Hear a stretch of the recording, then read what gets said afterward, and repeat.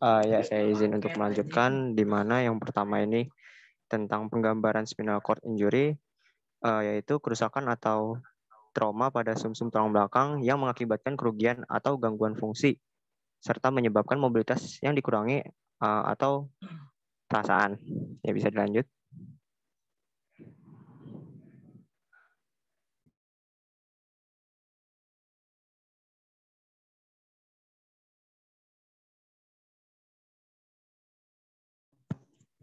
Ini bisa di next. Ya, selanjutnya ini ada penggambaran pada spinal cord injury, di mana di sini penyebab umumnya dari kerusakannya itu adalah trauma seperti kecelakaan mobil atau tertembak juga bisa, jatuh, cedera olahraga, dan lain-lainnya. Terus juga ada penyakit pada mellitus melintang, polio, spina bifida, ataksia, Friedreich, dan lain-lainnya juga. Sumsum tulang belakang ini tidak harus dipotong agar hilang fungsi. Pada kebanyakan orang dengan SCL, sumsum tulang belakang masih utuh, tetapi kerusakan seluler untuk itu mengakibatkan hilangnya fungsi.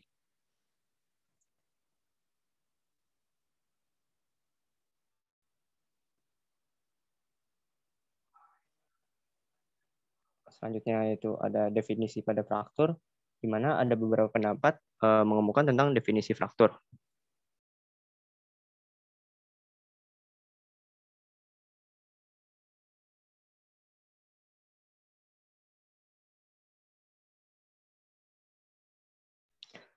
Fraktur merupakan diskontinuitas jaringan tulang dan tulang rawan. Fraktur atau patah tulang adalah terputusnya kontinuitas jaringan tulang dan tulang rawan yang umumnya disebabkan oleh trauma. Fraktur juga bisa disebutkan sebagai terpisahnya kontinuitas tulang normal yang terjadi karena tekanan pada tulang yang berlebihan. Serta yang terakhir yaitu fraktur tulang belakang, ada jenis pengertian dari cedera yang mengenai cervicals, thoracals, lumbalis, dan coccygeus akibat bisanya terjadinya sebuah trauma, jatuh dari ketinggian, atau kecelakaan seperti kecelakaan lalu lintas.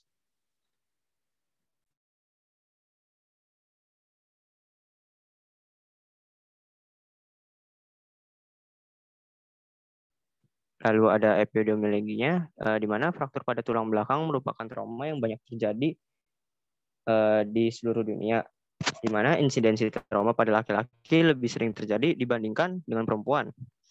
Alasannya ini pada puncaknya pada kelompok sekitar umur 20 tahunan sampai 40 tahunan, kejadian ini 40% spinal cord injury disebabkan kecelakaan lalu lintas, 20%-nya jatuh, 40%-nya luka tembak, sport, serta kecelakaan kerja. Kurang lebih 75% hingga 90% fraktur pada tulang belakang terjadi di region torakal dan lumbal. Lalu terutama di daerah peralihan region toraks dan lumbal. Sedangkan lokasi fraktur atau dislokasi servikal paling sering terjadi itu ada pada serviks kedua, diikuti dengan C5 dan C6 terutama pada usia 30 tahun. Dan juga untuk yang C5 sampai C6 adalah level cedera yang paling sering terjadi pada orang dewasa.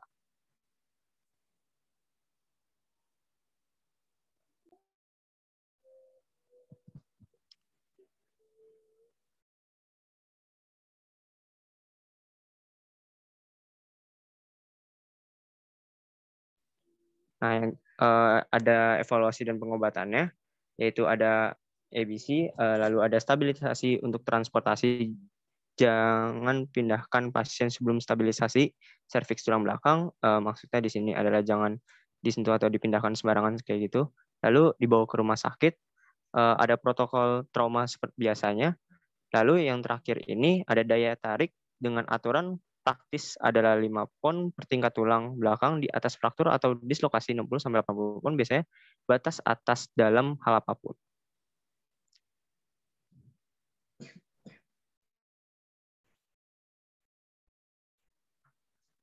Ya. Ya. Selanjutnya yaitu yang ketiga fraktur spine.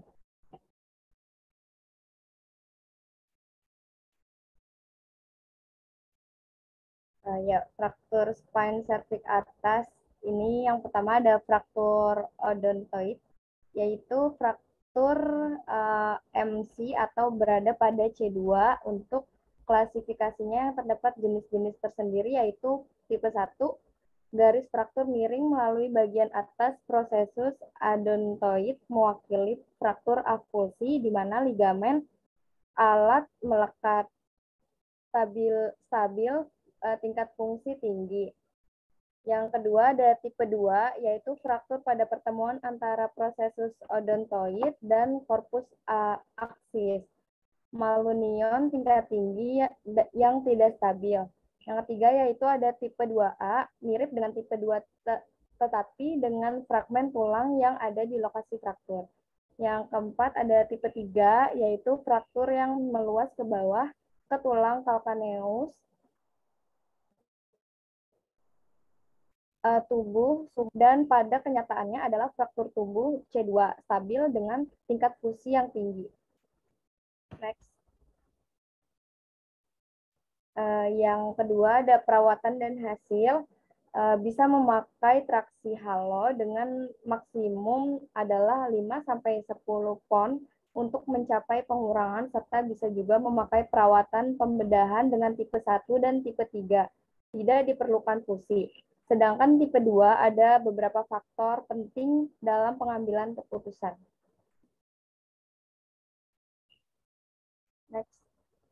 Ya, yang selanjutnya ada fraktur Hangman, yaitu ketika simpul submental dengan penurunan fisik terukur digunakan untuk menggantung seseorang. Fraktur C2 Algojo klasik adalah hasilnya. Untuk klasifikasinya sendiri yaitu melibatkan fraktur lengkung bilateral C2 atau pars interarticularis yaitu pedicle dengan variabel C2 pada C3 pemindahan. Terdapat beberapa jenis pada fraktur Hangman yaitu next.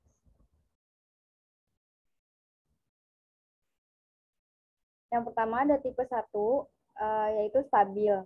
Fraktur melalui pars dengan perpindahan C2 kurang dari 2 mm pada C2.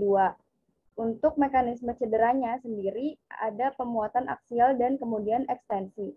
Tipe 1 yaitu yang kedua adalah tipe 2 yaitu tidak stabil. Perpindahan signifikan C2 pada C3, angulasi lebih besar dari 2 mm atau lebih dari 118.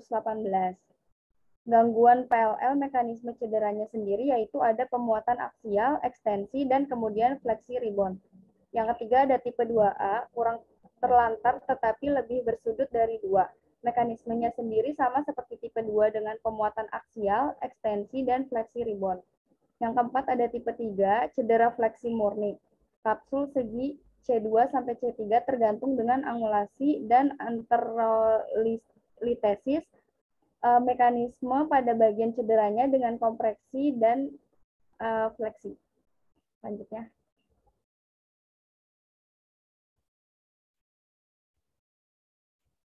Ya, selanjutnya ada perawatan. Tipe 1 mungkin diperlakukan dengan kerah kaku untuk 12 minggu. Sisanya kemudian semua diperlakukan awalnya dengan haloimobilisasi. Hingga pada 5% akhirnya akan membutuhkan pembedahan. Sedangkan untuk indikasi bedah, ketidakmampuan untuk mengurangi fraktur kegagalan untuk mempertahankan pengurangan rompi halo. C2 sampai C3 herniasi diskus dengan sumsum tulang belakang kompromi. Didirikan non-serikat atau terlambat. Lalu untuk prosedur operasinya yaitu yang pertama arthrodesis C1 C3, yang kedua ada skrup pedicle C2, dan yang ketiga ada diskektomi anterior C2 C3 dengan fusi dan piring. Selanjutnya akan dilanjut oleh teman saya. Baik, selanjutnya ada fraktur spine thoracolumbar. Mewakili 40% dari semua patah tulang belakang, sebagian besar karena kecelakaan kendaraan bermotor. Dikelompokkan menjadi toraks, yaitu T1 sampai T10, thoracolumbalis T11 sampai L1, fraktur lumbal L2 sampai L5 sebesar 60%. Terjadi fraktur antara T12 dan L2. Secara umum, untuk biomekanikanya sendiri, kompresi dapat menyebabkan sebuah ledakan pada fraktur. Fleksi menyebabkan fraktur baji rotasi yang akan berakibat dislokasi fraktur dan geser bisa menjadi penyebab fraktur jenis sabuk pengaman. Adapun beberapa jenis fraktur pada bagian toraka lumbar, yaitu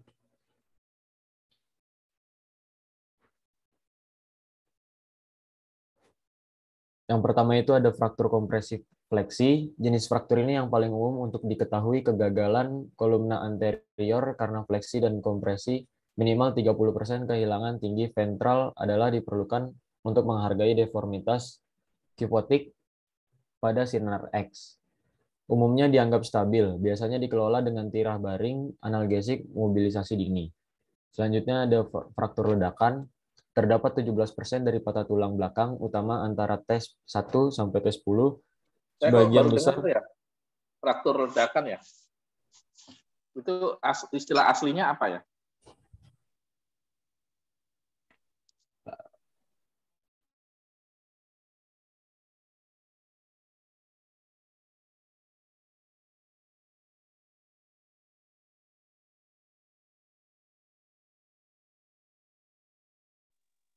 Istilah aslinya apa?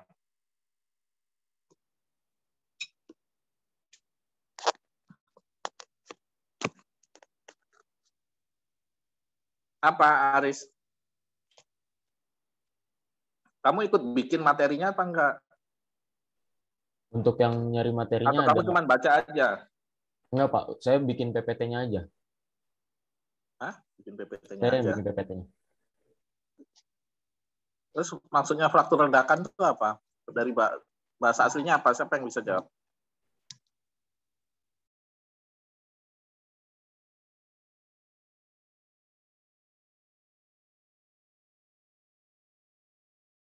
Izin menjawab, Pak. Cedera sekunder, Pak. Apa?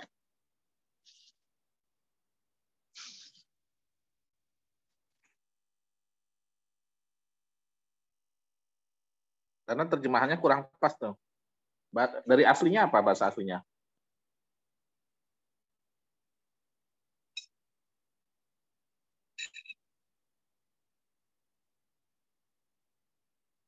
Halo? Rigiditas.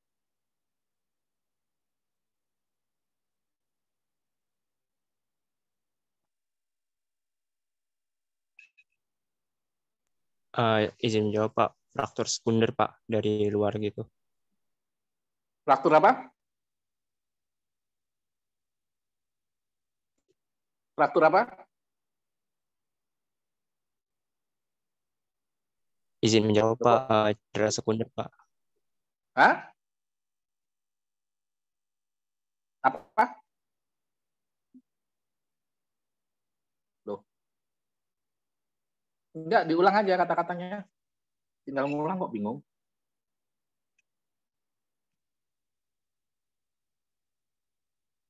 Halo?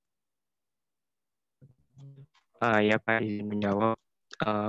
Cedera sekunder, Pak, yaitu trauma balistik seperti itu, Pak. Pecahan peluru.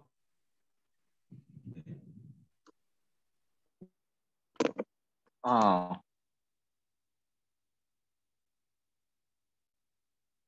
Oke. Ini karena kurang umum ini. Ini harusnya ditaruh di belakang aja. Kan cuma 17% ya. Ya udah lanjut.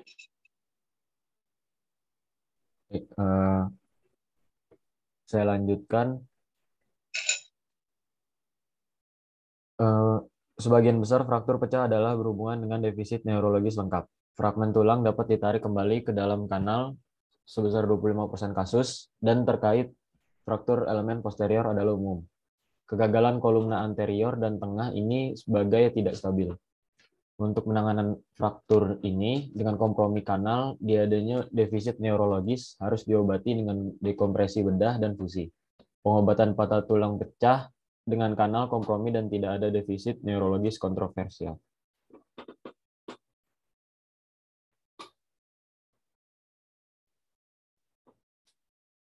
Lalu yang selanjutnya ada cedera sabuk pengaman. Terdapat 6% dari tulang belakang utama cedera, disebabkan oleh hiperfleksi dan gangguan dari elemen posterior. Kolom tengah dan posterior gagal dalam distraksi dengan engsel anterior yang utuh. Tidak stabil dalam fleksi, tetapi tidak akan muncul dengan subluxasi anterior. Yang akan menunjukkan bahwa semua terganggu, yaitu fraktur sampai dislokasi. PLL juga utuh dan terkadang patah fragmen dipindahkan kembali dari kanal hanya dengan distraksi. Untuk pengobatannya dengan menguatkan sementara sebagian besar cedera ligamen yang diobati dengan fusi posterior.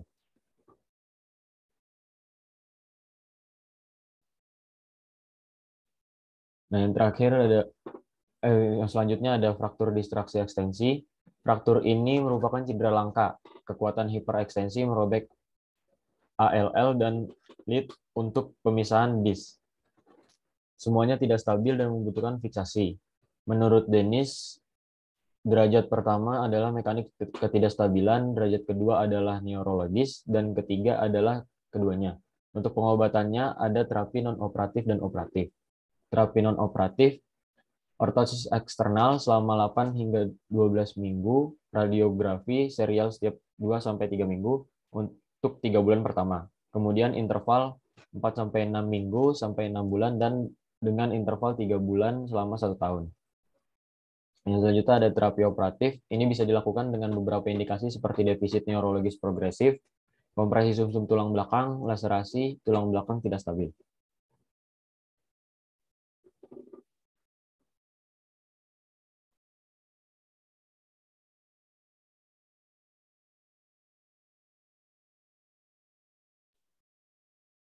Ya, sekian presentasi dari kelompok kami. Jika ada teman-teman yang ingin bertanya, dipersilakan.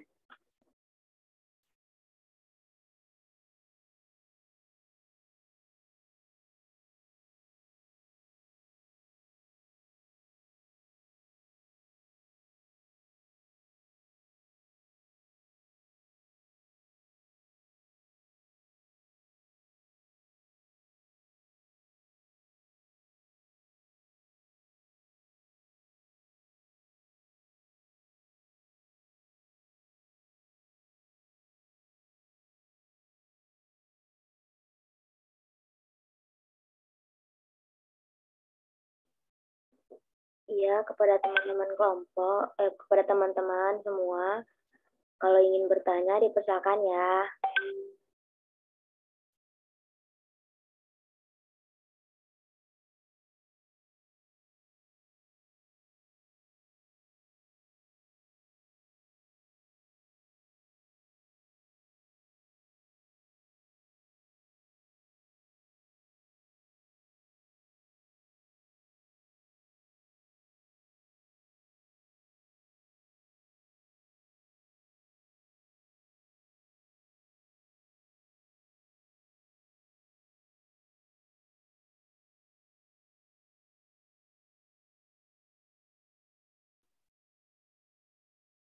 Iya, karena mungkin teman-teman nggak ada yang ingin bertanya, kami cukupkan. Mungkin ada tambahan dari Pak Ari, Pak.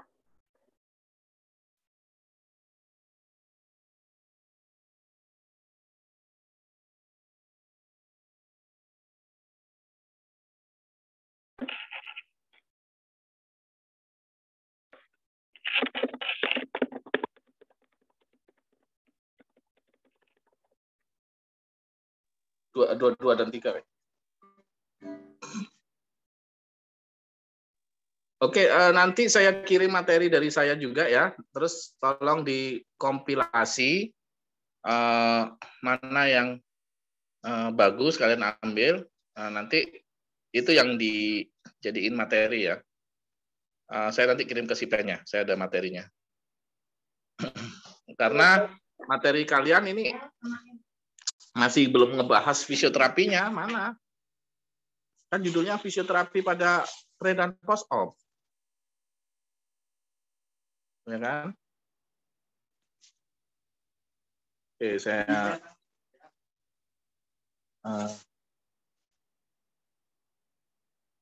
mana ya?